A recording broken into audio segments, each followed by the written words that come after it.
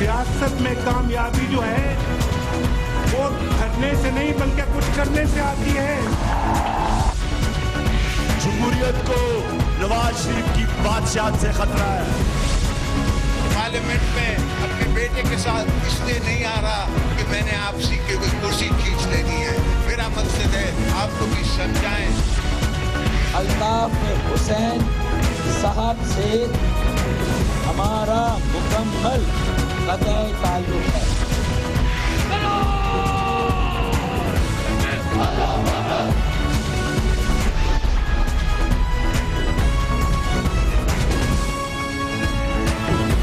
आप देख रहे हैं खबरों, तबसरों और तज्जियात पर मबनी पाकिस्तान का सबसे मोतबर न्यूज शो दुनिया, कामरान खान के साथ। अस्सलाम वालेकुम, मैं हूं कामरान खान।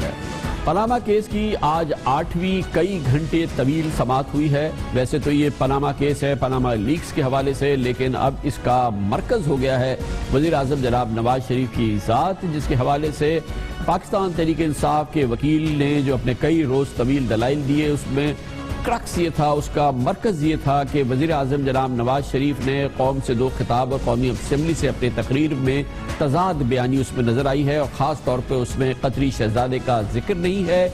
इसलिए बकौल तहरीक इंसाफ के वकील के उन पर आइन की शेख 62 का इतलाक़ होता है, जिसकी बिना पर सुप्रीम कोर्ट ऑफ पाकिस्तान उन्हें नाअहल करार दे दे। अब जब वज़ीर आज़म जनाब नवाज शरीफ के वकील अपने दलाइल दे रहे हैं, तो आज दूसरे रोज़ मुसलसल जनाब मखदूम अली खान ने इसी शिक के हवाले से अपने दलाइल दिए। आज जनाब मखदूम अली खान ने खास तौर पे कहा कि आर्टिकल 62 के तहत तालीमी काबिलियत जाली होने या असासे छुपाने पर नाअहली हो सकती है, लेकिन नाअहली का मामला कागजात नामजदगी के वक्त ही उठाया जा सकता है। जाली डिग्री के मामलात भी ट्रिब्यूनल की सतह पर तय हुए हैं। जस्टिस आसिफ सईद खोसा ने रिमार्क दिए कि परवेज मुशर्रफ केस में सुप्रीम कोर्ट ने ही करार दिया था कि उन्होंने हल्फ की खिलाफ वर्जी की। जस्टिस एजाज फजल ने कहा कि परवेज मुशर्रफ केस में नाअहली का फैसला तो सुप्रीम कोर्ट ने ही दिया था। इलेक्शन के बाद नाअहली की को वारंटो दरख्वास्त दायर हो सकती है। मखदूम अली खान साहब ने इस हवाले से कहा कि सुप्रीम कोर्ट आर्टिकल 62 अलिफ को पहले ही एक डरावना ख्वाब करार दे चुकी है। किसी बयान की बुनियाद पर नाअहल करार देने के लिए पस मंजर और पेश मंजर देखना जरूरी है। वज़ीर आज़म के खिताब के बारे में उन्होंने कहा कि मैं पहले भी कह चुका हूं कि उन्होंने झूठ नहीं बोला, लेकिन अगर स्पीकर ने रेफरेंस मुस्तरद कर दिया और हाई कोर्ट और सुप्रीम कोर्ट ने भी फैसला बरकरार रखा तो इस बारे में कुछ नहीं कहा जा सकता। लेकिन आज का, जैसा कि मैंने आपको बताया, मरकज़ एक बार फिर ये है कि वज़ीर आज़म जनाब नवाज शरीफ की वो खिताब जो उन्होंने कौम से किए पनामा के हवाले में, दो बराह रास्त कौम से खिताब, एक कौमी असम्बली से खिताब, वो इस वक्त भरपूर मौजू है। और इसी हवाले से आज उनके वकील के दलाइल थे और इससे पहले जनाब नईम बुखारी के दलाइल थे, जिसमें उन्होंने कहा था कि दरअसल वज़ीर आज़म ने तज़ाद बयानी की है। इसी मामले पे आज अदालत में एक बार फिर जनाब इमरान खान कई घंटे बैठने के बाद, पूरी समाअत सुनने के बाद बाहर आए, तो उनका तबसरा था। देख लें आपके सबके सामने, ये जो भी रिपोर्टर्स थे वहां, आप देख लें कि आज 1.5 घंटे में पनामा की बात ही नहीं हुई। बात हुई किस तरह नवाज शरीफ के लिए कानून अप्लाई नहीं करता, उसे बचाने की कोशिश हुई। प्राइम मिनिस्टर को कह रहे हैं कि जनाब उसके ऊपर जो इखलाकियात का बार है जिससे प्राइम मिनिस्टर को ट्राई करना है वो बहुत ऊंचा है। पनामा के अंदर लीक्स हुई, प्राइम मिनिस्टर का सारी दुनिया में नाम आया, उनके लिए कोई बड़े ऐसे सबूत लेके आने हैं, यानी कि आज तो जो मैं सुन रहा था, मुझे लगता है हमें ऐसा करना पड़ेगा कि 4 गवाह बताने पड़ेंगे जो नवाज शरीफ बैग्स भर के पैसे के फिर लेके जा रहे हैं बाहर, और वो उनको आंखों से देखना पड़ेगा कि 4 गवाह तब तक हम साबित ही नहीं कर सकते कि जो प्राइम मिनिस्टर है मुल्क का। इससे पहले मखदूम अली खान ने अपने दलाइल में ये भी कहा था कि वज़ीर आज़म जनाब नवाज शरीफ का नाम पनामा लीक्स में कहीं नहीं है, नेल्सन नेस्कोल से उनका कोई ताल्लुक नहीं है। दुबई की जो फैक्ट्री फ़रोख्त हुई और उसके बाद जो मालियत जो रकूम कतर से लंदन मुंतकिल हुई, उसमें भी वज़ीर आज़म का नहीं है नाम। और फिर जायदाद और असासे जब मियां मोहम्मद शरीफ मरहूम से उनके पोते जनाब हुसैन नवाज शरीफ को मुंतकिल हुए, उसमें भी वज़ीर आज़म का नाम नहीं है।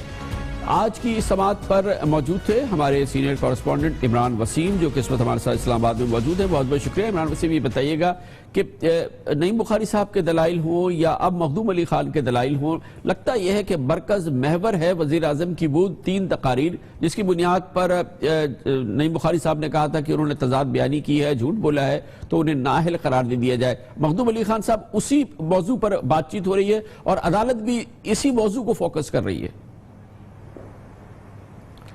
جی بالکل، آج جو وزیر اعظم کے وکیل تھے ان کا جو نقطہ دلیل تھی وہ بھی یہی تھی آئین کا آرٹیکل 62، اور اسی آئین کے آرٹیکل 62 کے حوالے سے انہوں نے عدالت کے سامنے یہ باتیں رکھی ہیں کہ کوئی بھی رکن قومی اسمبلی جو منتخب ہو چکا ہو اور پارلیمان میں موجود ہو، اس آرٹیکل کے تحت اس کی نااہلی کس طرح سے ہو سکتی ہے. اس کے علاوہ عدالت کے سامنے انہوں نے یہ بھی سوال رکھا کہ اگر الیکشن کا معاملہ ہے، الیکشن سے پہلے کا معاملہ ہے، کہ کسی امیدوار کو اس آرٹیکل کے تحت کس طرح سے نااہل قرار دیا جا سکتا ہے، اور الیکشن کے بعد کوئی امیدوار کامیاب ہوتا ہے تو تب کوئی اگر الزام آتا ہے دھاندلی کا ہے یا کوئی اور الزام ہے تو پھر کس طرح سے اسے نااہل جو ہے وہ قرار دیا جا سکتا ہے. مخدوم علی خان نے اپنے دلائل میں یہ کہا ہے کہ آرٹیکل 62 کے تحت کسی شخص کو اس وقت تک جو ہے وہ نااہل قرار نہیں دیا جا سکتا جب تک اس رکن اسمبلی کے خلاف کسی عدالتی فورم کا یہ فیصلہ موجود نہ ہو کہ وہ صادق اور امین نہیں ہے. اگر ایسا فیصلہ موجود ہوگا کوئی غلط بیانی کے حوالے سے کہ وہ صادق اور امین نہیں ہے، تبھی براہ راست اس مخصوص رکن قومی اسمبلی کو نااہل قرار دیا جا سکتا ہے. لیکن اگر ایسا کوئی عدالتی فیصلہ موجود نہیں ہے تو اس مخصوص رکن قومی اسمبلی کو نااہل قرار نہیں دیا جا سکتا. اور مخدوم علی خان نے یہ بھی کہا کہ آرٹیکل 62 کے جو پیرامیٹر ہیں نااہلی کے وہ انتہائی سخت ہیں، ٹھوس شواہد کے اوپر ہی مخصوص رکن قومی اسمبلی کو جو ہے وہ نااہل قرار دیا جا سکتا ہے. اور اس حوالے سے انہوں نے عدالت کے سامنے کئی عدالتی فیصلوں کی جو ہے وہ مثالیں بھی آج پیش کی ہیں. جی اچھا، اس میں ایک اور چیز گردش کر رہی ہے کہ جو بینچ کے معزز اراکین ہیں ان کے خود آئین کی شق 62 کے حوالے سے جو تبصرے ہیں یا فیصلے ہیں وہ بھی کاؤنٹ کیے جا رہے ہیں، وہ بھی دکھائے جا رہے ہیں. جسٹس آصف سعید کھوسا نے شاید کوئی آرٹیکل لکھا تھا اب سے 30 سال قبل، وہ بھی کوٹ کیا جا رہا ہے. یہ بھی دلائل کے طور پہ پیش کی جا رہی ہیں یہ باتیں.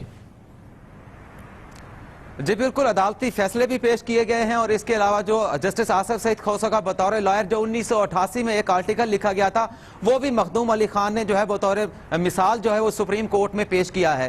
مخدوم علی خان نے یہ کہا ہے کہ پرویز مشرف جب الیکشن لڑنا چاہتے تھے 2013 میں تو ریٹرننگ افسر نے ان کے نومینیشن پیپر اسی بنیاد پر ریجیکٹ کیے تھے کیونکہ سپریم کورٹ کا ایک فیصلہ موجود تھا 3 نومبر 2007 کی ایمرجنسی کے حوالے سے، جس میں سپریم کورٹ نے پرویز مشرف کو 3 نومبر کی ایمرجنسی کا جو ہے ذمہ دار قرار دیا تھا. اور یہ کہا گیا تھا کہ انہوں نے آئین سے روگردانی کی ہے، اسی بنیاد پر ان کی نااہلی ہوئی تھی کیونکہ پہلے سے ایک عدالتی فیصلہ موجود تھا. اس کے بعد انہوں نے جہانگیر ترین بنام صدیق بلوچ کے کیس کا بھی حوالہ پیش کیا جس میں کہا کہ الیکشن ٹریبونل نے صدیق بلوچ کو صرف چند سوالات کے جواب نہ دینے کے اوپر نااہل قرار دیا تھا، لیکن سپریم کورٹ نے اپیل کے اندر اس فیصلے کو تبدیل کیا تو یہ کہا تھا کہ محض چند سوالات کے جواب نہ دینے پر صدیق بلوچ کو الیکشن لڑنے سے نااہل قرار نہیں دیا جا سکتا کیونکہ ان کی ڈگریوں کے حوالے سے تمام دستاویزات ریکارڈ پر موجود ہیں اور جعلی ڈگری جو ہے وہ ثابت نہیں ہوتی. تیسری انہوں نے جو مثال پیش کی تھی وہ یہ پیش کی تھی کہ جب 2014 میں تحریک انصاف اور عوامی تحریک نے اسلام آباد میں دھرنا دیا تھا تو اس وقت بھی نواز شریف نے قومی اسمبلی پر ایک خطاب کیا تھا جس کو بنیاد بنا کر سپریم کورٹ میں ایک درخواست دائر کی گئی تھی اور اس میں بھی غلط بیانی کی بنیاد پر وزیر اعظم نواز شریف کی جو ہے وہ نااہلی جو ہے مانگی گئی تھی، لیکن سپریم کورٹ نے اس وقت بھی اسی نقطے کے اوپر ان کے خلاف درخواستیں خارج کر دی تھیں. جبکہ عدالتی فیصلوں کے حوالے سے انہوں نے یہ کہا کہ سپریم کورٹ آرٹیکل 62 کے حوالے عمران وسیم ہمارے ساتھ موجود تھے، آج کی عدالتی کارروائی کے حوالے سے بتا رہے تھے. اسی حوالے سے ایک اہم ڈیولپمنٹ یہ ہوئی ہے، آج B B C Urdu service نے ایک مضمون شائع کیا ہے جس میں اس نے وہ دستاویزات حاصل کی ہیں جو لنڈن کے متعلقہ محکمے کی ہیں، جس میں ان فلیٹس کے حوالے سے ملکیت بتائی گئی ہے جو کہ اس وقت موجود ہے، یعنی کہ بے فیئر کے فلیٹس، وہ 4 فلیٹس جن کا ذکر مسلسل آیا ہے. اس حوالے سے B B C Urdu service کی اس خبر میں کہا گیا ہے کہ دراصل ان فلیٹس کی ملکیت نیلسن اور نیسکل نیسکول آف شور کمپنی کی 1995 سے ہے، اور اس حوالے سے یہ بات ظاہر کی گئی ہے کہ دراصل نیلسن اور نیسکول جو ہیں وہ 1995 سے ہی ان فلیٹس کی مالک تھی۔ اہمیت کی بات یہ ہے کہ جب متعلقہ ذرائع سے اس حوالے سے پوچھا گیا تو انہوں نے کہا کہ کبھی اس بات کی تردید نہیں کی گئی کہ نیلسن اور نیسکول ان فلیٹس کی 1995 سے مالک رہی ہیں، لیکن ان کی منتقلی حسین نواز شریف کو سن 2006 میں ہوئی ہے، اور سن 2006 میں نیلسن اور نیسکول حسین نواز شریف کے پاس آئی ہیں، اور اس کے ساتھ ہی یہ فلیٹس اس سے پہلے کی ملکیت نیلسن نیسکول کی ہے، لیکن یہ نہیں بتایا گیا کہ 95 سے لے کے 2006 تک بینیفیشل اونر نیلسن اور نیسکول کا کون تھا۔ اس کے علاوہ BBC اردو سروس کی اسی خبر میں یہ بتایا گیا ہے کہ اسی بلڈنگ میں ایوان فیلڈ کے اس بلڈنگ میں ایک اور فلیٹ ہے 12A، جس کے بارے میں کہا گیا کہ اس کی ملکیت جناب حسن نواز شریف کی ہے، محترم نواز شریف کے چھوٹے صاحبزادے، اور بتایا گیا ہے کہ اس کی ملکیت بتائی گئی ہے فلیگ شپ ہاؤس کمپنی کی، جس میں ڈائریکٹر ہیں جناب حسن نواز شریف۔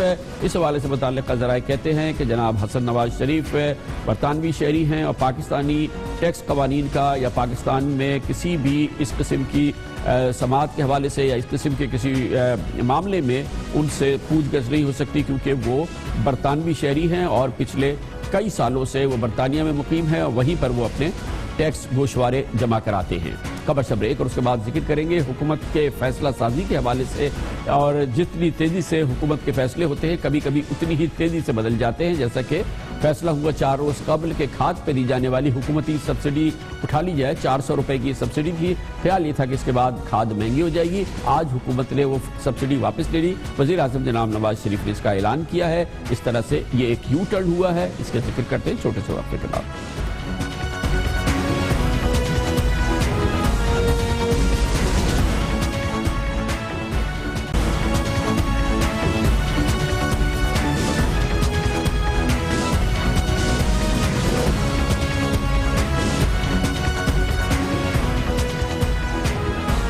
صرف آج کی بات نہیں ہے، حکومتی فیصلوں میں استقامت کی کمی اکثر دیکھنے میں آئی ہے، اور اس کو سیاسی زبان میں یو ٹرن کہا جاتا ہے۔ اسی طرح کا ایک حکومتی یو ٹرن اب سے تھوڑی دیر قبل سامنے آیا ہے، جب وزیر اعظم جناب نواز شریف نے حکم دیا کہ کھاد کی خریداری پر وہ سبسڈی جو 4 روز قبل 9 جنوری کو واپس لے لی گئی تھی اسے بحال کر دیا جائے۔ اس کا مطلب یہ ہے کہ جو خدشہ پیدا ہوا تھا کہ یہ سبسڈی واپس لینے سے جو تقریباً 400 روپے پر بیگ تھی، وہ واپس لینے سے تقریباً کھاد کی قیمتوں میں کافی اضافہ ہو جائے گا۔ اب وہ اضافہ نہیں ہوگا، لیکن اس میں اہمیت کی بات یہ ہے کہ یہ اس وقت ہوا ہے جب اس حوالے سے حزب اختلاف ایک آواز کے ساتھ سامنے آئی۔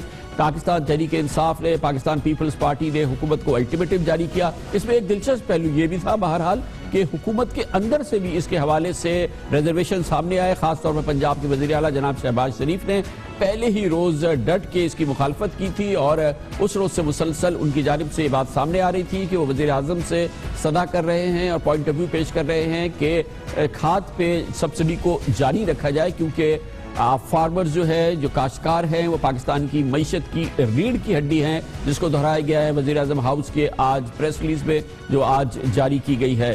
حکومت کے فیصلوں میں استقامت کیوں نہیں ہوتا اور اس قسم کے یو ٹرن کیوں لینے پڑتے ہیں، یہ ہم پوچھیں گے، اور اس کے لیے ہمارے ساتھ موجود ہیں وزیر اعظم پاکستان کے ترجمان محترم ڈاکٹر مصدق ملک۔ بہت بہت شکریہ مصدق ملک صاحب۔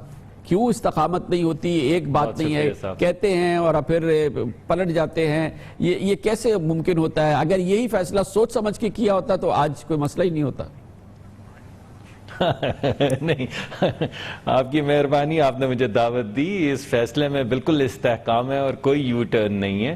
حکومت کی بڑی واضح پالیسی ہے کہ ہمارے کسان جو ہیں وہ ملک کے اندر اتنی بڑی روزگار مہیا کرتے ہیں ہمارے نوجوانوں کو کہ ان کو ہم کبھی بھی اگنور نہیں کریں گے۔ یہ تو ہماری ثقافت کی اور ہماری معاشی حالت کی ریڑھ کی ہڈی ہیں۔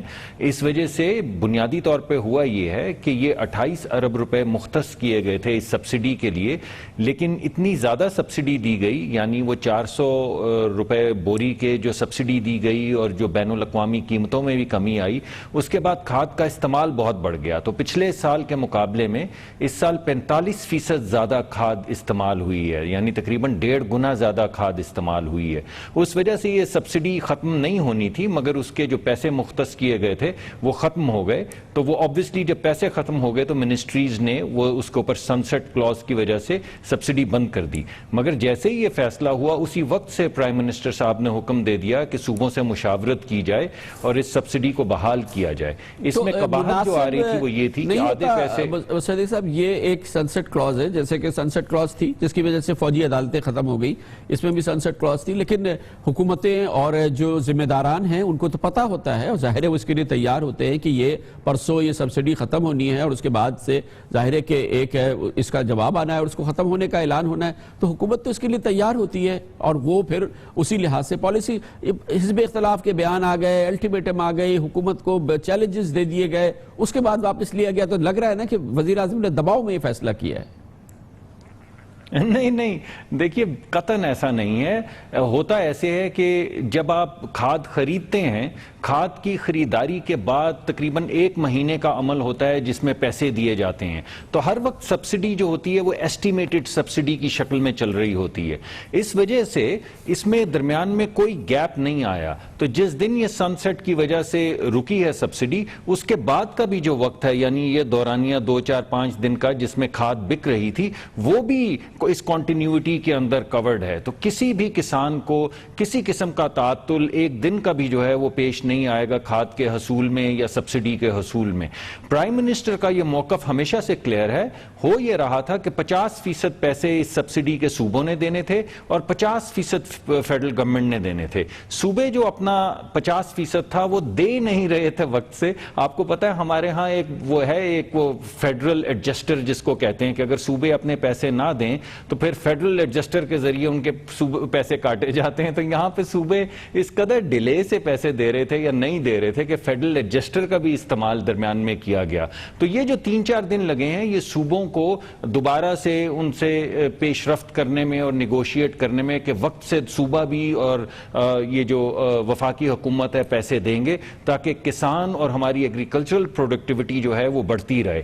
میں اس وجہ سے بھی آپ کو کہوں گا کہ یہ یو ٹرن نہیں ہے کہ اگر آپ ہماری پالیسی دیکھیں تو اس سے پہلے بھی جب فلڈز آئے ہیں تو سبسڈی دی گئی ہے کسانوں کو. اس کے علاوہ ایک لیزر لیولنگ کا پروگرام ہے جو امپلیمنٹ کیا جا رہا ہے جس کے ذریعے پانی کا استعمال کم ہوگا اور فصلوں کی پروڈکٹیوٹی جو ہے وہ بڑھے گی. اس کے علاوہ ٹنل فارمنگ جو ہے اور سپرنکلرز کا استعمال جو ہے وہ بڑھایا جا رہا ہے اور حکومت اس میں پیسے دے رہی ہے. یعنی کسان جو ہے وہ بڑی تھوڑی رقم دیتے ہیں اور بڑی رقم جو ہے وہ حکومت دیتی ہے اس کام کو آگے بڑھانے میں. بہت شکریہ جناب، بہت شکریہ ڈاکٹر مصدق ملک، تفصیل سے ہمیں آگاہ کر رہے تھے. خبر سے بریک اور اس کے بعد ذکر کرتے ہیں اس سینسرشپ کا جو کہ خود حکومت لگائی ہوئی ہے اور پارلیمنٹ کی کارروائی یعنی سینٹ کی کارروائی پر. اس کا احوال آپ کو دیتے ہیں چھوٹے سے وقفے کے بعد.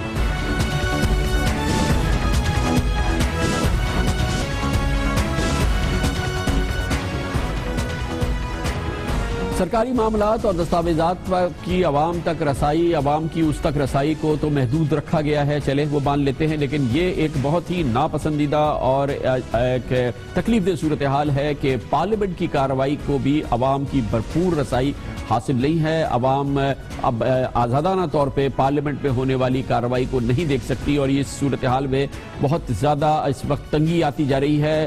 اور خاص طور پہ سینیٹر رضا ربانی کی سربراہی میں پاکستان کا ایوان بالا یعنی سینٹ قانون سازی اور خصوصاً عوامی مسائل اور سیاسی معاملات پر اس کا بڑا مؤثر کردار خاص طور پہ حالیہ ہفتوں میں مہینوں میں نظر آیا ہے. مگر سب سے افسوس کی بات یہ ہے کہ پی ٹی وی کی کیونکہ اجارہ ہے، پارلیمنٹ کی کوریج صرف وہ دکھا سکتی ہے، وہی اس کی بیم دے سکتی ہے، فیصلہ بھی وہ کرتے ہیں کیا دکھانا ہے کیا نہیں دکھانا ہے. اس کی وجہ سے عوام ایوان کی کارروائی دیکھنے سے محروم ہے. اور اگر اس کو مختصر الفاظ میں کہا جائے تو تو جمہوریت کا گھلا گھوٹا جا رہا ہے۔ سرکاری ٹی وی کی جانب سے یعنی پی ٹی وی کی جانب سے پارلیمنٹ میں سرکاری تقریروں کی بھرمار اور اپوزیشن کے موقف کا بلیک آؤٹ اب ایک رواج بن گیا ہے۔ سینٹ کے جاری اجلاس میں بہت اہم ڈیولپمنٹس ہوئی ہیں۔ ملک میں فوجی عدالتوں کے قیام ہوں، ریگولیٹری اتھارٹیز کے انتظامی کنٹرول ہوں، نیب آرڈیننس کے تحت ترامیم ہو، وزیر اعظم کی جانب سے مفاد عامہ کے پیکیجز کے اعلانات کے حوالے سے گفتگو ہو، لاپتہ افراد کی بازیابی سے متعلق بات ہو، لیکن پی ٹی وی نے اس کا مسلسل بلیک آؤٹ کیا ہوا ہے۔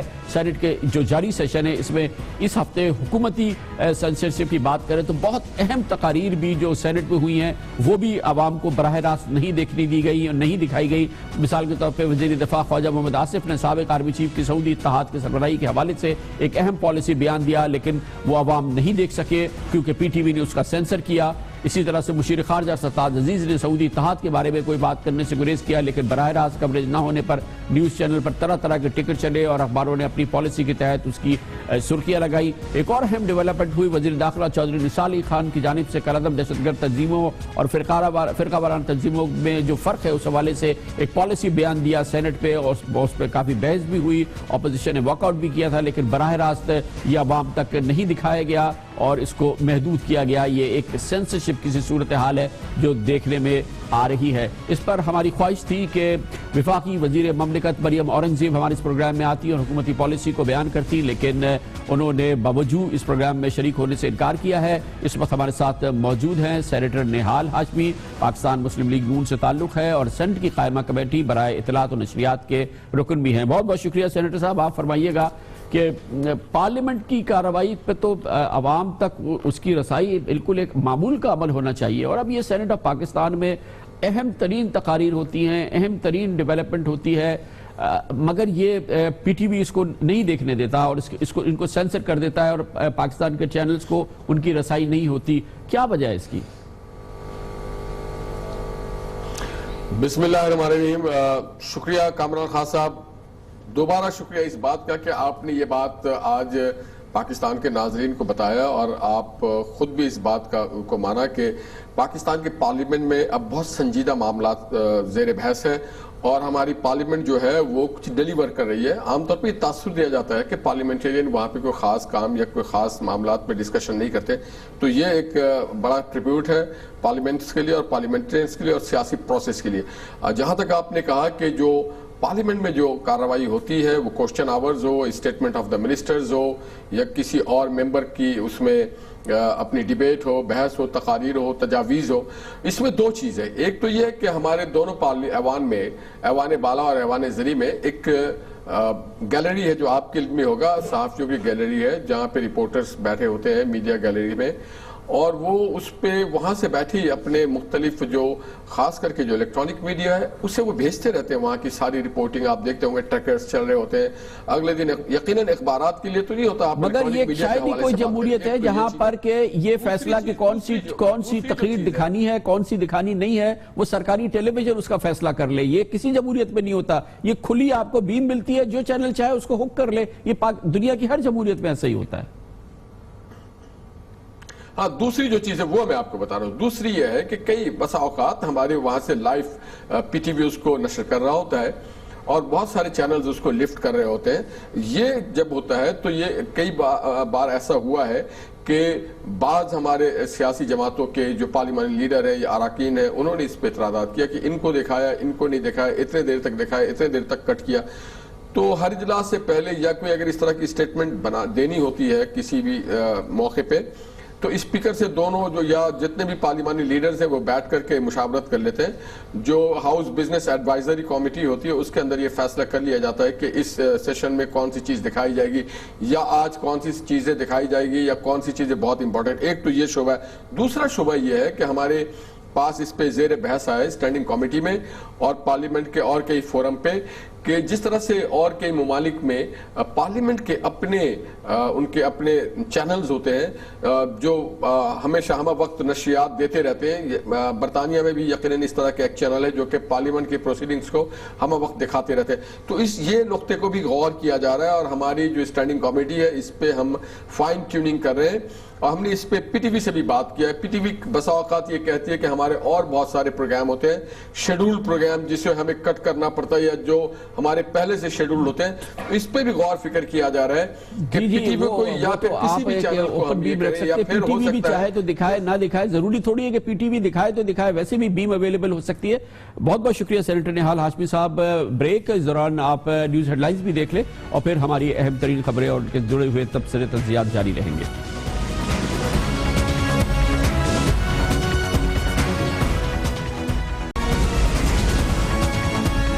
آپ دیکھ رہے ہیں خبروں, تبصروں اور تجزیات پر مبنی پاکستان کا سب سے معتبر نیوز شو دنیا, کامران خان کے ساتھ.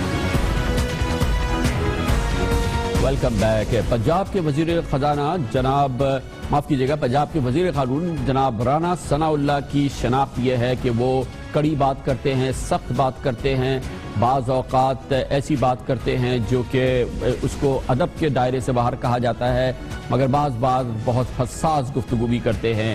نیوز میں وہ رہتے ہیں, اپنے بیانات کی وجہ سے خبروں میں ان کا ذکر رہتا ہے اور یہی ذکر ابھی پچھلے 48 گھنٹوں میں بھی ان کا ہوتا رہا ہے.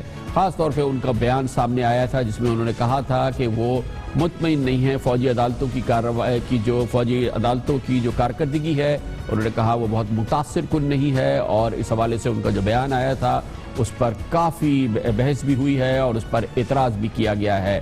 اب وزیر قانون جناب رانا ثناء اللہ نے ایک نیا مسئلہ اٹھایا ہے, یہ حساس بھی ہے اور اہم بھی ہے, اور انہوں نے یہ مسئلہ اٹھایا ہے اس حوالے سے جو کہ کل سامنے آیا اور اس کا تعلق ہے اس دورے سے جو کل chief of army staff general Javed Qamar Bajwa نے سینٹرل کمانڈ ہیڈ کوارٹرز کھاریا مکہ کیا تھا, جہاں پر انہوں نے جس کے بعد آئی ایس پی آر نے ایک پریس ریلیز جاری کی تھی جس میں کہا یہ گیا تھا کہ آرمی چیف نے جوانوں کی آپریشنل مشقوں کا معائنہ کیا اور آپریشن ضرب عزم میں انسداد دہشت گردی کی کارروائیوں پر جوانوں اور افسروں کی خدمات کو سراہا.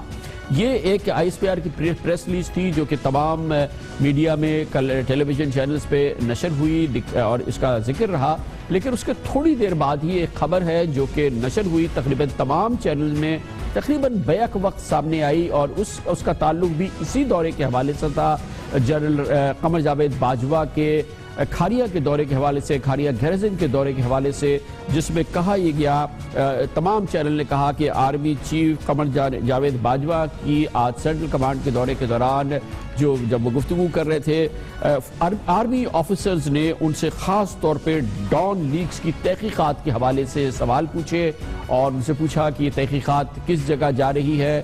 اس کے علاوہ یہ بھی کہا گیا کہ انہی آرمی آفیسرز نے کھاریا میں ہی جنرل قمر جاوید باجوہ سے پنجاب کے وزیر قانون جناب رانا ثناء اللہ کے حالیہ بیان کے حوالے سے بھی پوچھا جس میں انہوں نے فوجی عدالتوں کی کارکردگی کو بہت زیادہ متاثر کن نہیں بتایا تھا اور اس بات کا شکوہ کیا, اور پھر یہ بھی بتایا گیا تھا کہ جنرل قمر جاوید باجوہ نے اس قومی معاملات پر تفصیلی جوابات دیے.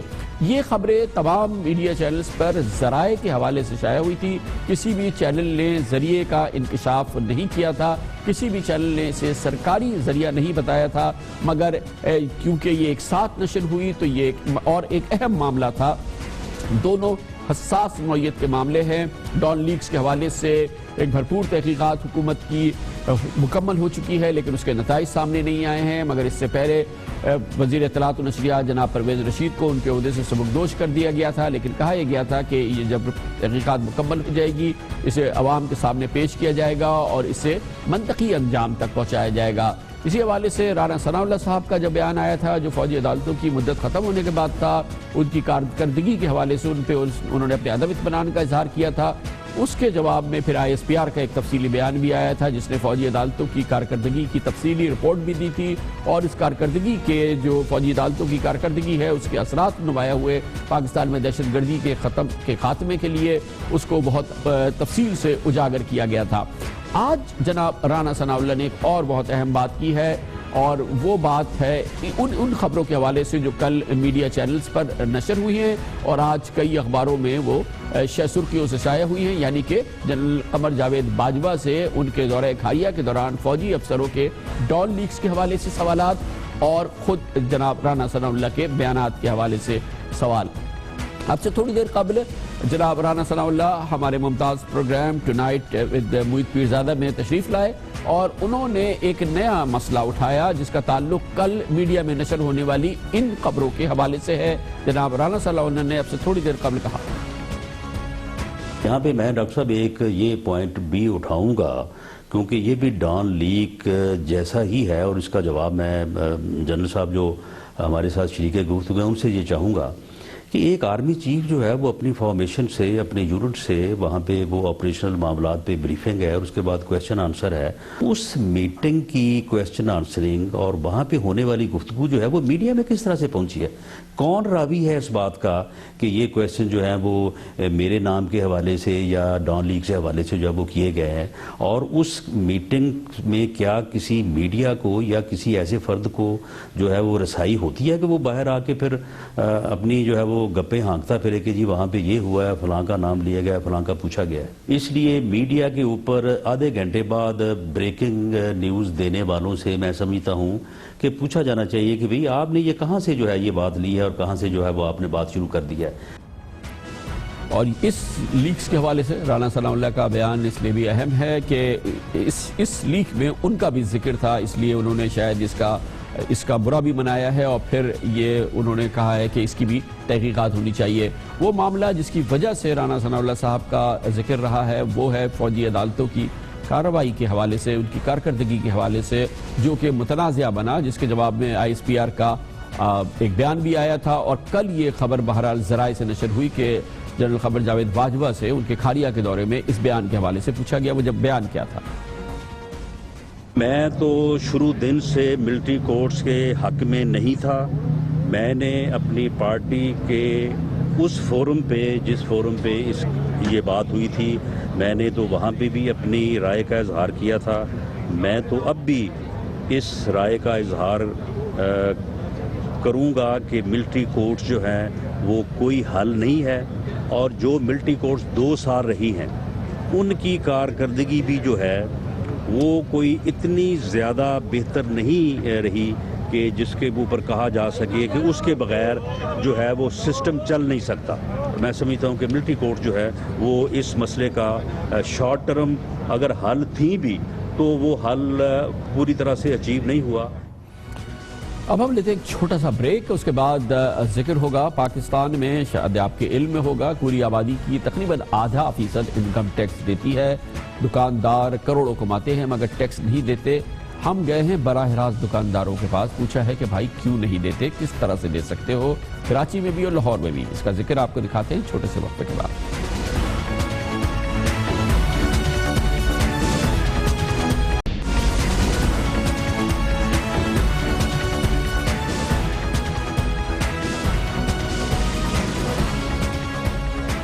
तमाम दुनिया के तरक्की पजीर तरक्की याफ्ता ममालिक जिनको आगे बढ़ना है उनका सोर्स ऑफ इनकम उनका वो चलते हैं आवाम के टैक्स से। लेकिन पाकिस्तान में टैक्स निज़ाम की हालत ये है कि पाकिस्तान की कुल आबादी का 1% से भी कम, तकरीबन 0.25% अफराद हैं जो इनकम टैक्स अदा करते हैं। आदाद शुमार के मुताबिक लगभग 1,50,00,000 अफराद ऐसे हैं जो कि अमीर तरीन कहला सकते हैं मगर वो टैक्स नेट में ही नहीं है, गोया उनके पास टैक्स नंबर ही नहीं है। हुकूमत महसूलात में इजाफे के लिए नित नई टैक्स एमनेस्टी स्कीमें मुतारिफ कराती रहती है मगर इक़्तिदार के 3.5 साल मुकम्मल होने के बावजूद टैक्सों के दायरे कार में इजाफा करने में नाकाम रही है। पाकिस्तान के खास तौर पर छोटे ताजिर वो टैक्स देने के लिए आमादा नजर नहीं आते। माली साल 2015 में टैक्स फाइलर्स की कुल तादाद 11,80,000 थी जो माली साल 2016 में घटकर 8.5 लाख तक महदूद रह गई है। वो आदाद शुमार है जो इस वक्त तक हमारे पास मौजूद है।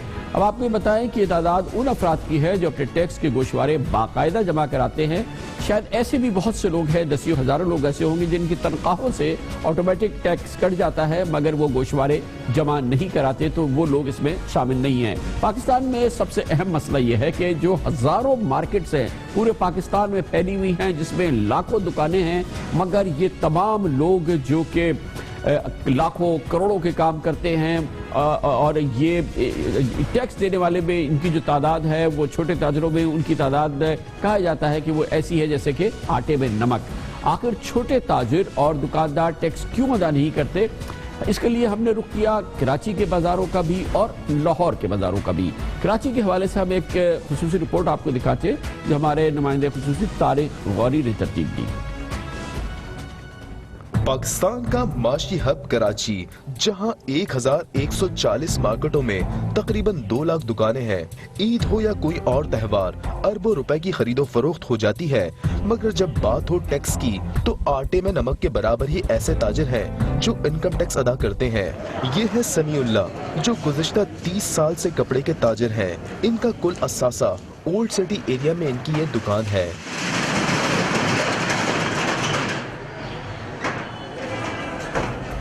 سمیع اللہ ٹیکس ادا نہیں کرتے اور نہ ہی ادا کرنا چاہتے ہیں. میں بھی گیا تھا ٹیکس پیئر کے اندر، میں نکل کے واپس آ گیا آج سے 12-14 سال پہلے، کیونکہ جو رہ گئے تو ان کے حال وہ ہوئے ہیں جو ٹیکس محب الوطن لوگ پاکستانی جو ٹیکس دینا چاہتے ہیں دل و جان سے، لیکن اندر جو اداروں کے اندر لوگ بیٹھے ہیں وہ ٹیکس لینے والے ایسے نہیں ہیں. وہ تو ان لوگوں کے ٹیکس لیتے ہیں جن سے آدھے پیسے ان کو خود کو ملتے ہیں. کیا آج تک کسی انکم ٹیکس کے افسران کو سزا ملی؟ کسی کو رشوت دیتے ہوئے کہیں پہ کچھ ہوا؟ نہیں. سمیع اللہ کی طرح کئی دیگر تاجر اور بھی ہیں جو حکومت اور ایف بی آر سے خفا نظر آتے ہیں. روڈ ٹوٹے ہوئے ہمارے، پانی آنے کا نہیں ہے، بجلی نہیں ہے، ہر کوئی کام نہیں ہے کر رہی حکومت. کس چیز کا ٹیکس دیں؟ جب حکومت ہی چور ہے تو جو چھوٹا تاجر وہ بھی چوری کرتا ہے، مجبوری ہے چوری کرنے پہ. یعنی کہ اس کو اگر 10% دینا ہے تو وہ 5% دے گا. اگر ایک دفعہ بھی ٹیکس پے کر دیا وہ پھر ہماری جان پہ آ جاتا ہے. پھر الگ الگ طرح کے ان کے آفیسر آتے ہیں، تنگ کرتے ہیں. مجھے یہی ہے کہ ٹیکس بھریں گے تو پھر ہم کھائیں گے کیا؟ دکانیں بند کر کے بیٹھ جاتے ہیں. دوسری جانب چند تاجر ایسے بھی ہیں جنہوں نے حکومت کی جانب سے رضاکارانہ ٹیکس اسکیم سے فائدہ اٹھاتے ہوئے انکم ٹیکس ادا کرنا شروع کر دیا. اسماعیل لال پوریا بھی انہی میں سے ایک ہیں جو گزشتہ 40 برس سے کراچی کی قدیم فرنیچر مارکیٹ آرام باغ میں دکان چلا رہے ہیں. اچھا کاروباری وہی ہے کہ جو حکومت کو ٹیکس دیتا ہو، کیونکہ ہمارے لیے اس میں بہت سارے معاملات آ جاتے ہیں کہ کوئی گاڑی خریدنی ہے، بنگلہ خریدنا ہے اور دیگر معاملات ہیں، بینک ٹرانزیکشن ہے، تو اس کے لیے بھی جو ہے وہ ٹیکس نیٹ کے اندر میں آنا بہت ضروری ہو جاتا ہے. کیونکہ اس میں ورنہ ٹیکس کٹ جاتا ہے. 0.6 جو ہے وہ پہلے ود ہولڈنگ ٹیکس تھا. اب جو ریٹرن فائل کرتے ہیں تو ان کو جو ہے وہ ٹیکس میں بچت ہو جاتی ہے، چھوٹ مل جاتی ہے کافی. مالی سال 2014-15 میں ٹیکس فائلرز کی تعداد جو 11,80,000 تھی، مالی سال 2016 میں گھٹ کر صرف 8.5 لاکھ رہ گئی. کراچی سمیت پاکستان کی مارکیٹوں میں کھربوں روپے کی خرید و فروخت ہو جاتی ہے. ماہر معاشیات کا کہنا ہے کہ ٹریڈرز کو قومی فریضہ سمجھ کر آمدن کا کچھ حصہ قومی خزانے میں ضرور جمع کرانا چاہیے. سوال یہ پیدا ہوتا ہے کہ آخر ایسا کون سا آسان طریقہ اپنایا جائے کہ جس سے تاجر ٹیکس ادا کرنا شروع کر دیں. اگر آپ نے ٹریڈرز کو ٹیکس نیٹ میں لانا ہے تو ان سے پہلے تو ٹرسٹ بلڈ کریں اپنا، اور ٹرسٹ بلڈ کرنے کے بعد invite them to come to the tax net, give them some sort of incentive جس کے اندر وہ اپنی ٹوٹل ایسیٹس، اپنی ٹوٹل ویلتھ ڈکلیئر کر سکیں اینڈ وتھ لیگل کوریج، کہ جی ان کو پھر آنے والے سالوں میں پریشان نہ کیا جائے. کچھ ٹیکس دینے والے تاجروں کا یہی کہنا ہے کہ حکومت کی جانب سے ٹریڈرز کے لیے لائی گئی رضاکارانہ ٹیکس ادائیگی اسکیم کو کچھ عرصے کے لیے برقرار رکھنا چاہیے تھا.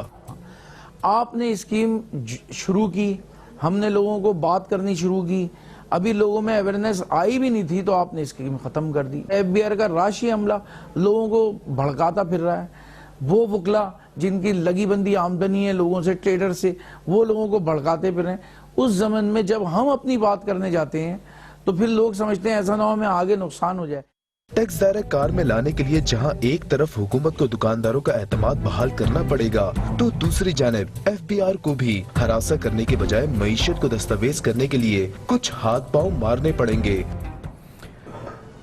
یہی کہانی جاننے کے لیے کہ آخر ٹیکس کیوں نہیں دیتے، ہم نے لاہور کا بھی رخ کیا اور لاہور کی بڑی مارکیٹس میں وہاں پہ موجود دکانداروں سے پوچھا کہ وہ ٹیکس کیوں نہیں دیتے، کس طرح سے وہ ٹیکس دینے پہ تیار ہوں گے. ہمارے حکمران کرپٹ ہیں، وہ سسٹم بھی ویسا ہی انہوں نے رکھا ہوا ہے جیسے وہ خود ہیں. جس دن یہ خود ایماندار ہو گئے نا اس دن یہ آپ کو اتنا ٹیکس کٹھا ہوگا کسی ملک میں نہیں ہوگا. لیکن ٹیکس جو ہے یہ ہر آدمی کو دینا چاہیے، لیکن گورنمنٹ کا بھی کام ہے کہ اس کا نئے مل بدل بھی دے تو دے. جب ایک آدمی 25-30 سال کوئی کام کرتا ہے, کچھ بھی کرتا ہے, ٹیکس 30 سال دیتا رہتا ہے, اس کے بعد جو ریٹائرمنٹ یا کوئی بزنس کو وائنڈ اپ کرتا ہے, اس کے بعد اسے کیا بیک اپ مل رہا ہے؟ ہر چیز میں جو ٹیکس ہے نا, ایون کہ ہم دال بھی لینے جاتے ہیں اس میں بھی ٹیکس دیتے ہیں, پیٹرول لینے جاتے ہیں اس میں بھی بے شمار ٹیکس دیتے ہیں. وہ کس کے لیے لیتے ہیں؟ اپنی عوام کے لیے دیتے ہیں, لیکن ہمیں ملتا کیا ہے؟ کچھ بھی نہیں اس کے بدلے میں. ٹیکس پے کرنے کے لیے چلے جائیں گے, آپ جائیں گے FBI کے دفتر جائیں گے, آپ کو پہلے تو 2 گھنٹے لائن میں کھڑا ہونا پڑے گا, اس کے بعد آپ کا کوئی نہ کوئی ایشو بنا دیا جائے گا, ایشو بنانے کے بعد پھر آپ کو 2-3 دن 4 دن 1 ہفتہ ذلیل کیا جائے گا. تو عوام کس لیے ٹیکس دے؟ جیسے کہ ہمارے حکمران ٹیکس پے نہیں کرتے, ہم لوگ کہاں سے ٹیکس پے کریں گے؟ ہم سب کچھ دے رہے ہیں, بیچارے غریب دے رہے ہیں, ٹیکس دے رہے ہیں, گیس کے لیے اوپر ٹیکس دے رہے ہیں, بجلی پہ ٹیکس دے رہے ہیں, کھانے پہ ٹیکس دے رہے ہیں. پیارے بھائی خدا کے لیے انہیں کہیں کچھ کریں, عوام کو اب سانس پہ ٹیکس نہ لگائیں پلیز.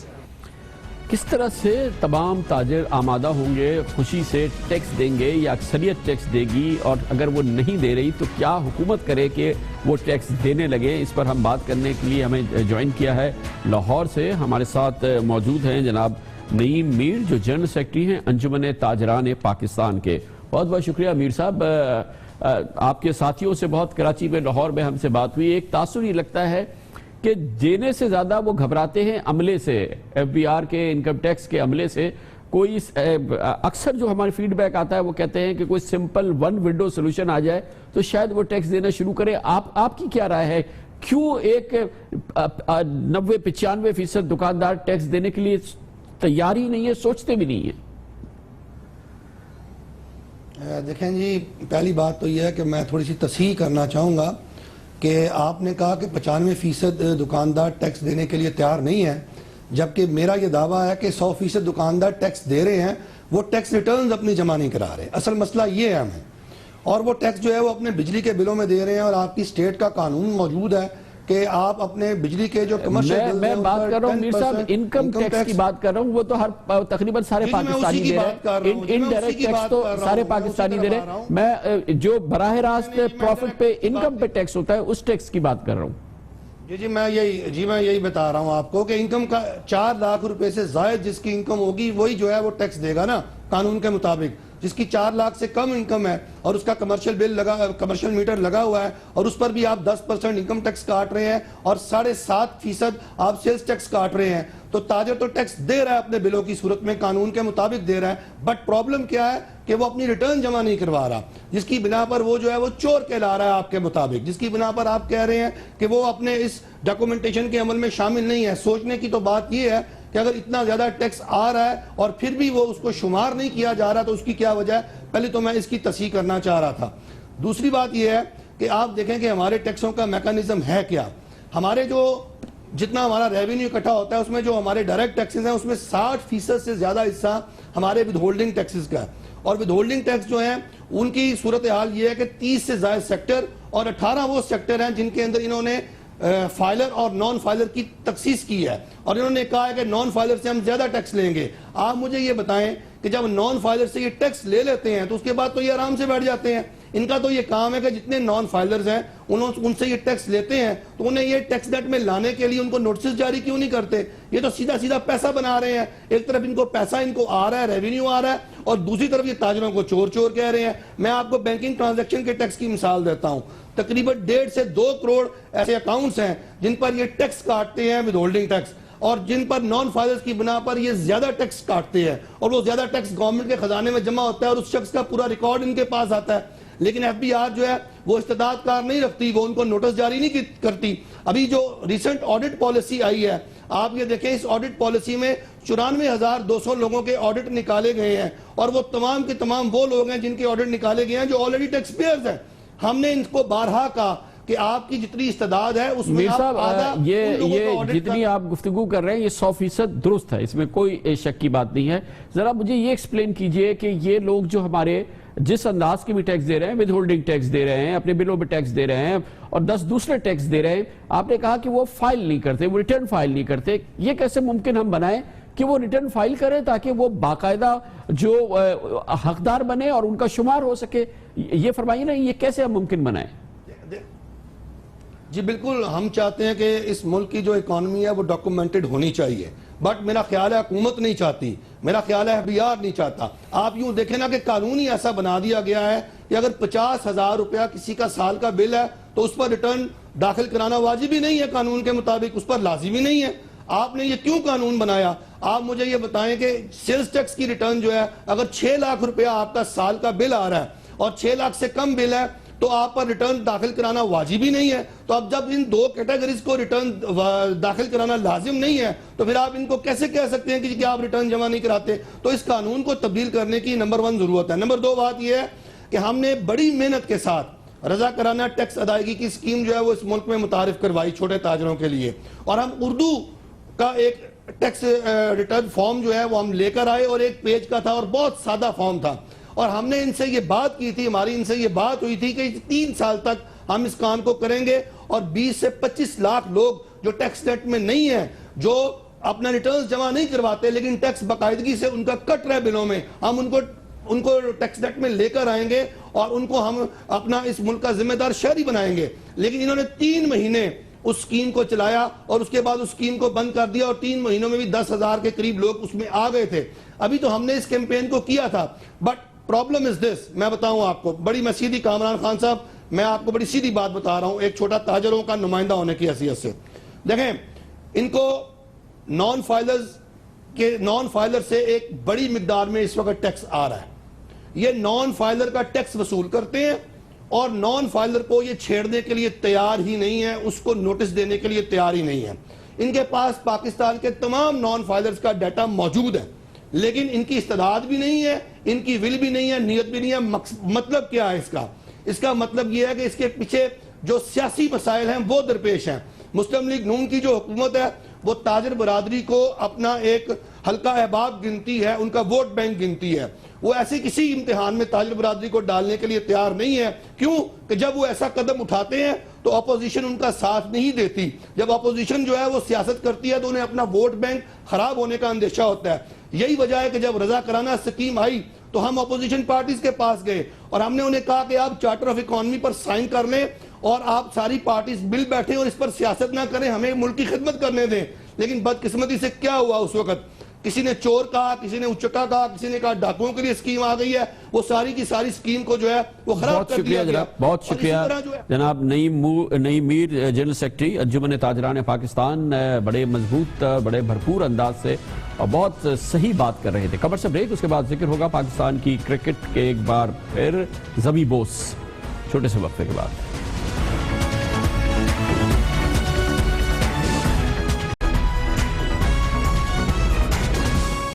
Welcome back. پاکستان میں کرکٹ کے شائقین اب سے کچھ عرصے قبل تک پھولے نہیں سمائے خوشی سے, کیونکہ ایک مختصر مدت کے لیے صحیح, کم از کم ٹیسٹ سیریز میں ہی صحیح, اور پاکستان کی ٹیسٹ رینکنگ نمبر 1 پہ تھی, تو یہ ایک عرصہ تھا جب وہ خوشی سے پھولے نہیں سما رہے تھے. لیکن اب حالات معمول پر آ گئے ہیں, کرکٹ شائقین کے چہرے پھر مرجھا گئے ہیں. آسٹریلیا میں ٹیسٹ سیریز میں پہلے تو 3 سفر سے وائٹ واش ہو گیا پاکستان کا, جس کے بعد آج پاکستان کی ٹیم پہلا ون ڈے میچ 92 رن سے ہار گئی. 12 ون ڈے میچز کھیلے, 7 ہارے اور 5 جیتے. T20 میں قدر بہتری رہی ہے کیونکہ ٹیم نے 15 میچز کھیلے, 8 جیتے اور 7 ہارے ہیں. پاکستان کوئی ڈسپلن نہیں ہے, شارٹ کٹزم ہے اور تعلیم کی کمی ہے. 2 لڑکوں کو ٹیلنٹڈ عمر اکمل اور شہزاد باہر بیٹھے ہوئے ہیں. کیوں کہ کوچ کے ساتھ نہیں چل سکتے. یہ سنا آپ نے کسی دنیا میں کہ ایسی چیزیں بھی ہوتی ہیں؟ یہ ہمارے ہاں ہوتی ہیں. بات اصل میں یہ ہے کہ کراچی کے 5-6 بڑے اچھے لڑکے آئے تھے سامنے, اب وہ سلیکٹرز نے آخر دیکھ کر یہ ڈیسائیڈ کیا کہ اس میں مجھے لگتا ہے کہ سب سے زیادہ جس کا مجھے افسوس ہے وہ فواد عالم کا ہے. اچھے دنوں کے اچھے کھلاڑی جناب عاقب جاوید, بہت بہت شکریہ عاقب جاوید صاحب. آج ون ڈے میچ شروع میں تو لگ رہا تھا کہ بڑی اچھی پرفارمنس ہے اور اچھا فائٹ کریں گے, اچانک ڈھیر ہو گئے. آج کے میچ کی کیا, ون ڈے کی اس ہار کی آپ کو کیا وجہ نظر آ رہی ہے؟ دیکھیں, اگر آپ دونوں ٹیموں کو کمپیئر کریں تو دیر از نو میچ, کیونکہ اگر دیکھا جائے تو یہ جو آسٹریلیا کی ٹیسٹ ٹیم تھی یہ آسٹریلیا کی ویکسٹ ٹیسٹ ٹیم ہوگی پچھلے 20-25 سال میں, اور اس طرح سے پاکستان کی جو ٹیسٹ سیریز میں جو ہار ہے وہ ایک سٹرونگ ٹیم ہے اگر آپ کمپیئر کریں پاکستان کی ٹیسٹ کو ون ڈے سے. تو جہاں اس میچ کی طرف آتے ہیں تو ون ڈے میں پاکستان کا ریکارڈ اور پاکستان یہ سمجھ میں آ رہا ہے آپ کو کہ ہم ٹیسٹ رینکنگ ہماری نمبر 1 ہے اور ہم کم از کم ٹیسٹ میں کافی بہتر نظر آ رہے ہیں, پھر اچانک کولیپس ہوتے ہیں اور स्ट्रेट अवे 7 टेस्ट मैचेस हार जाते हैं, इसकी कुछ एक्सप्लेनेशन आपको समझ में आ रही है?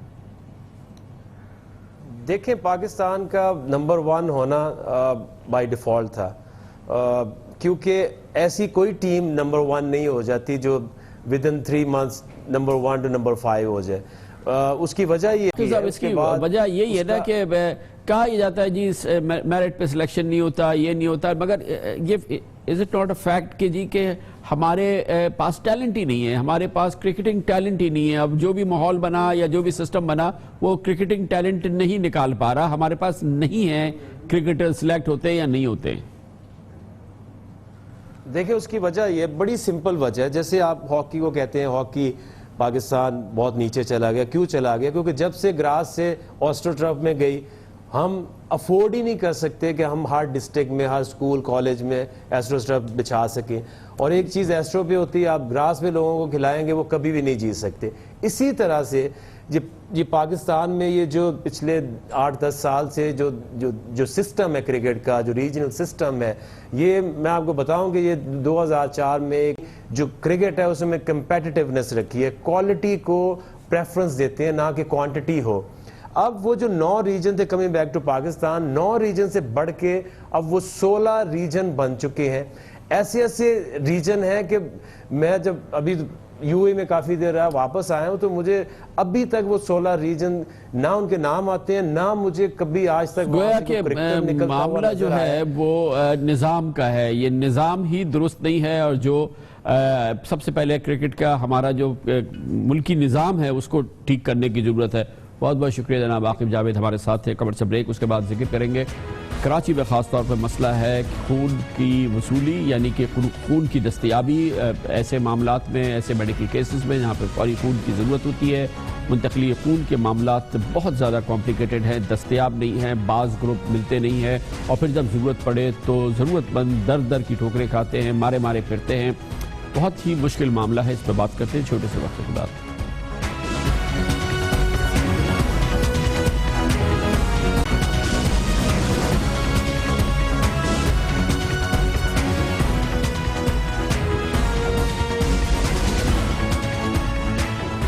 मसला तो ये पूरे सूबा सिंध का है और उसके तमाम शहरों का है, लेकिन खुसूसन कराची में मरकजी ब्लड बैंक ना होने की वजह से किसी भी एमरजेंसी की सूरत में जो अवाम है और जो इस ख़तरनाक सूरत हाल में होते हैं, जब उनको फौरी तौर पर ब्लड चाहिए होता है अपने करीबी लोगों के लिए, वो मुख्तलिफ ब्लड बैंक्स की खाक छान रहे होते हैं, दर दर जा रहे होते हैं, लेकिन खून के बाज़ नायाब अक़साम जैसा कि ओ नेगेटिव वगैरह वो अक्सर मिल ही नहीं रहे होते और बर वक्त दस्तयाब नहीं होते। हादसे और किसी नौयत के हंगामी ऑपरेशन की सूरत में खून का मतलूबा ग्रुप ना मिलने से अक्सर न सिर्फ ये कि मरीज़ों के ऑपरेशन डेफर करने पड़ते हैं, बल्कि बाज़ औक़ात मरीज़ों की जान भी चली जाती है। इसलिए ये बहुत ही नाजुक मामला है।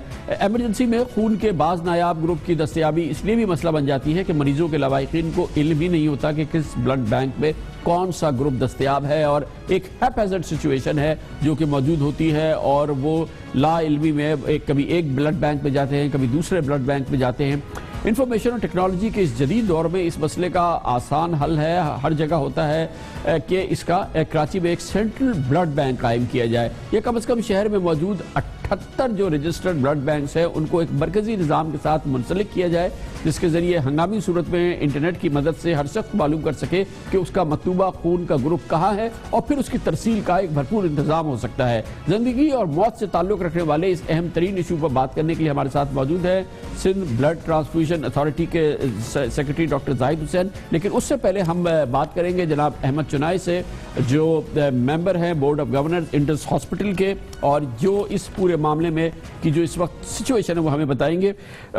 क्या अफरा तफरी है अहमद चुनाई साहब, ये इतना अहम मामला है, जब ब्लड चाहिए होता है, अवेलेबिलिटी की क्या सिचुएशन है, कमोशन है इस वक्त? देखिए, खून की फराहमी का निज़ाम इसलिए अफरा तफरी का शिकार है कि कोई सेंट्रलाइज यूनिट नहीं है जहाँ पर आवाम को ये पता चल सके कि कहाँ से ब्लड अवेलेबल है।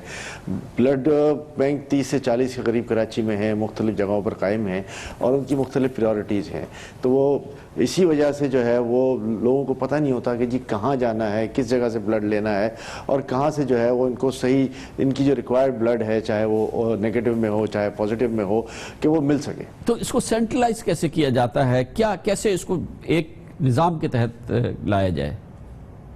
دیکھیں میں سمجھتا ہوں کہ ایک سینٹرل سسٹم ہونا چاہیے. یہ 30-40 بلڈ بینک جو ہیں ہم ان کو ختم نہیں کر سکتے.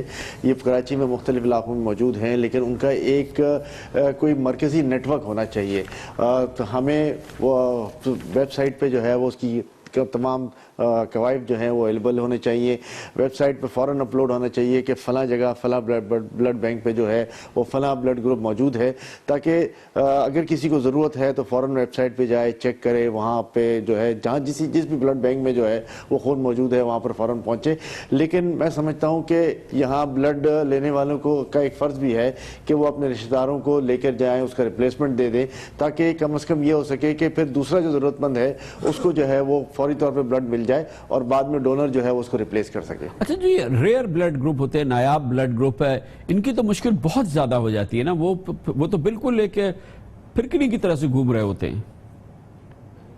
دیکھیں ان کو میں سمجھتا ہوں ایک بہت بڑی دقت کا سامنا کرنا پڑتا ہے. کئی پیشنٹ بیچارے جو ہیں وہ blood group required blood group نہ ملنے کی وجہ سے موت کا شکار بھی بن جاتے ہیں, اور پھر اس کے لیے بڑی جدوجہد کرنی پڑتی ہے. کہیں پیسے بھی خرچ کرنے پڑتے ہیں, کہیں بلڈ ڈونرز کو لانا بھی پڑتا ہے, اور پورے کراچی کو گھومنا پڑتا ہے. کراچی ایک بہت بڑا وسیع شہر ہے, تو یہاں پر چاروں طرف جو ہے وہ اس کے مرکز بننے چاہیے. اور میں سمجھتا ہوں کہ اب جو سندھ کی جو بلڈ ٹرانسفیوژن کی جو ایکٹ ہے اس کے تحت چاروں طرف جو ہے شہر میں جو ہے وہ بڑے بڑے سینٹرز قائم کیے جائیں گے, اور ان سینٹرز میں جو ہے وہ ضرورت مندوں کو بلڈ مل سکے گا. بہت بہت شکریہ جناب احمد چنائب. کام تو حکومت سندھ کا ہے, حکومت سندھ کیا کر رہی ہے یہ تو آپ کو علم ہی ہے. اس نے اس کا ادارہ بہرحال بنایا ہوا ہے, اور اس کے سربراہ جناب ڈاکٹر زاہد انصاری ہمارے ساتھ موجود ہیں, جو سیکریٹری ہیں سندھ بلڈ ٹرانسفیوژن اتھارٹی کے. بہت بہت شکریہ ڈاکٹر صاحب. یہ بتائیے گا کہ مسئلہ کیا ہے, کیوں ایک سینٹرل بلڈ بینک نہیں بنا پائے ابھی تک آپ سندھ میں؟ کامران صاحب شکریہ. اس حوالے سے میں بتاؤں گا کہ فی الوقت تو موجود نہیں ہے, لیکن اس کو مڈ آف فیبرری تک ہم ایک مرکزی نظام انٹروڈیوس کرنے جا رہے ہیں صوبے میں. نہ صرف کراچی میں بلکہ نواب شاہ, جام شورو اور سکھر میں 4 ریجنل بلڈ بینکس صوبے میں جو ہیں وہ بن چکے ہیں, اور آپریشنلائزیشن فیبرری میں ہو جائے گی. اور ایک ریجنل بلڈ سینٹر جو ہے وہ 6 ہاسپٹل بیسڈ بلڈ بینک کے ساتھ منسلک ہوگا. تو ریجنل بلڈ بینکس کا اپنا کام ہوگا, جس میں ایچ ریجنل بلڈ بینک کی جو سٹوریج کیپیسٹی ہے وہ 50,000 ہے. یہ بن چکے ہیں اور ویل اکوپڈ ہو گئے ہیں جرمن گورنمنٹ کی مدد سے. ایک کراچی میں ہے, ایک جام شورو میں, ایک نواب شاہ میں, ایک سکھر میں. ان سے منسلک 24 ہاسپٹل بیسڈ بلڈ بینکس کام کریں گے, جو کہ ایک ان کو وہاں پہ بلڈ دیا جائے گا کولڈ چینز کے تحت, اور ہاسپٹلز میں بلڈ لگے گا. اور ان ریجنل بلڈ بینکس میں اسکریننگ ہوگی اور بلڈ ڈونیشن کیمپنگ ہوگی, اور ایک نئے طریقے سے صوبے میں ایک مرکزی نظام کا سلسلہ شروع ہو جائے گا. بہت بہت شکریہ ڈاکٹر زاہد انصاری. کہتے ہیں حکومت سندھ کا تیار کردہ مرکزی بلڈ بینک تیار ہے, آئندہ ماہ سے کام کرنا شروع کر دے گا. کمرشل بریک, اور اس کے بعد ذکر کریں گے ترکی کے صدر چاہتے ہیں کہ ان کو مزید اختیارات ملیں. یہ وہ اختیارات ہیں جو عام طور پہ کسی آمرانہ ملک میں آمر کو حاصل ہوتے ہیں. اس کا کٹر مقابلہ کر رہی ہے اپوزیشن, اور ایک بھرپور مقابلہ ہے جو کہ سیاسی کشمکش اس وقت ٹرکی میں جاری ہے. اس کی ایک تصویر دکھاتے ہیں چھوٹے سے وقت کے بعد.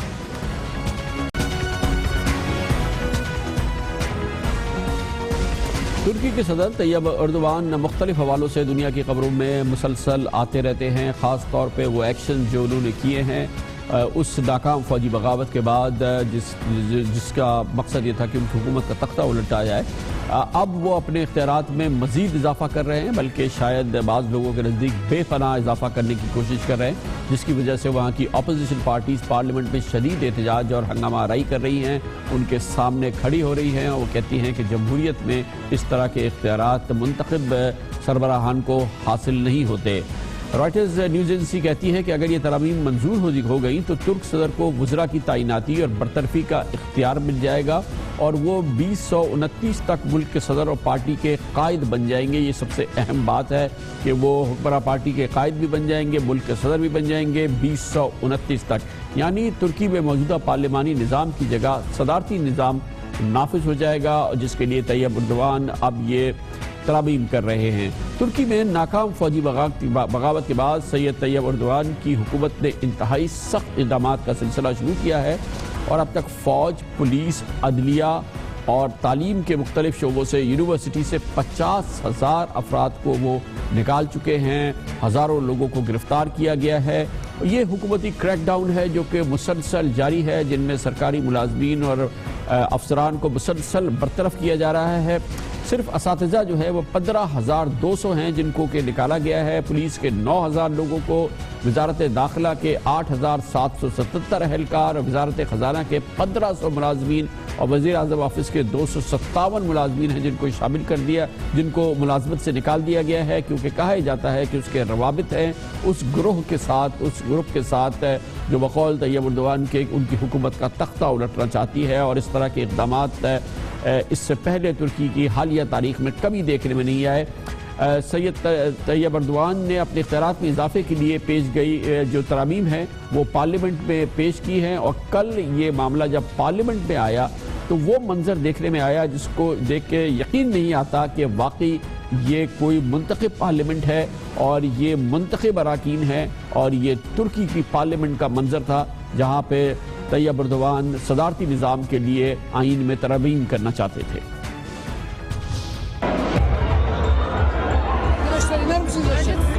İner misiniz aşağıya? Çek. Ne için davranıyorsunuz siz ya?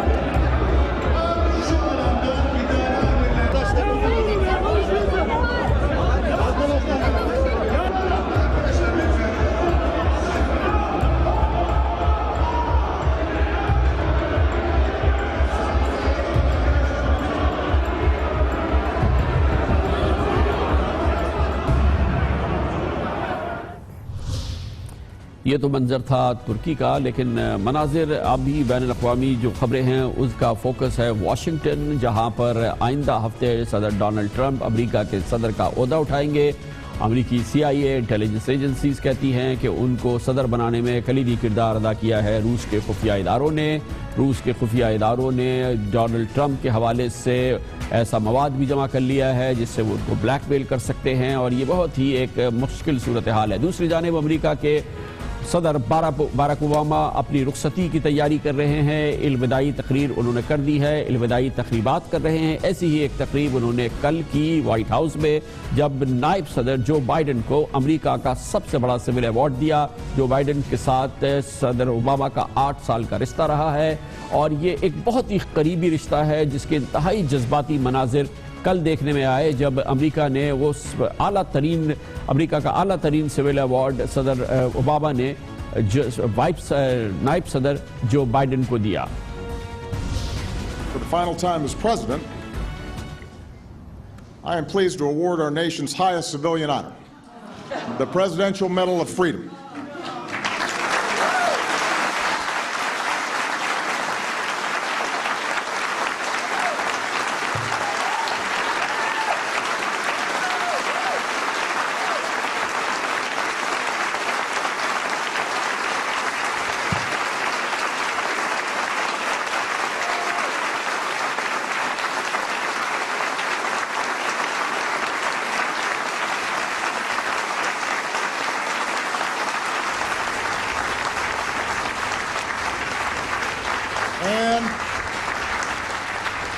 اشکبار تھے نائب صدر جو بائیڈن، مگر ان کی بہت اہم بات آپ کو ہم بتا دیں جو کچھ دن پہلے ان کے حوالے سے سامنے آئی۔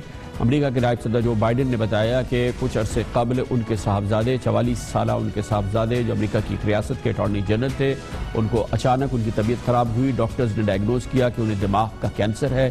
ان کی حالت اتنی خراب ہو گئی کہ وہ امریکہ کے نائب صدر کے صاحبزادے، امریکہ کی ایک ریاست کے اٹارنی جنرل، ان کے پاس اتنی رقم نہیں تھی کہ وہ اپنا علاج کرا سکیں۔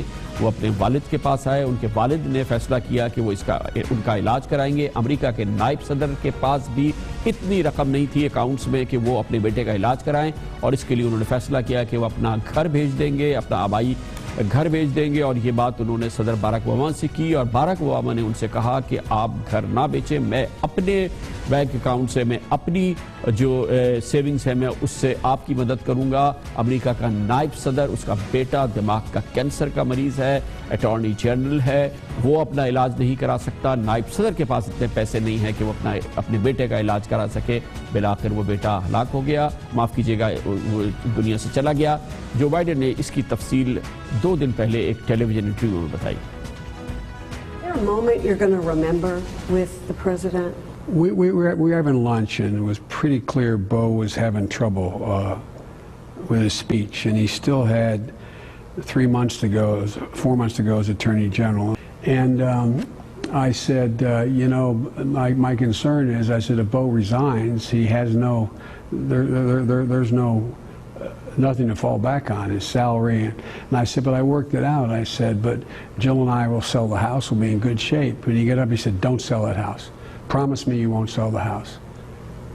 He's going to be mad at me saying this. He said, I'll give you the money. Whatever you need, I'll give you the money. Don't, Joe. Promise me. Promise me.